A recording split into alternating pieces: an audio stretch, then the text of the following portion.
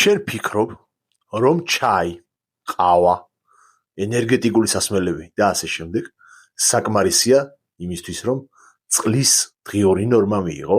გაინტერესებს მართალი ხარ თუ არა? გამოიწერე ჩემი არხი, ბოლომდე მიყურე და პერსონალური მენიუსთვის პირადში მომწერე. პატარა საიდუმლოს კეთე.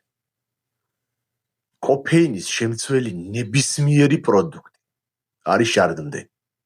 ამიტომ უფრო მეტი წყალი გამოაქვს ორგანიზმიდან, ვიდრე შეაქვს. ამიტომ თუ შენ ცდილობ, რომ წყალი არ დალიო და დალიო მაგალითად სხვა სასმელები, იმიტომ რომ წყლის გემო არ მოგწონს არამე მსგავს, ვერასდროს ვერ შეივსებ, მინუსში წახვალ. ამიტომ ეცადე რომ წყალს შეუცვალო გემო, შეგიძლია ცოტა ლიმონი ან ლაიმი ან პორტოხალი რაღაცა მსგავსი ციტრუსები ჩაყარო შიგნით, გემოს შესაცვლელად და ყველა ჭამის წინ 10 წუთით ადრე, თუნდაც 1 ყლუპი სუფთა წყალი დალიო. ეს ყველაფერი თავის შედეგს დროთა განმავლობაში გამოიღებს.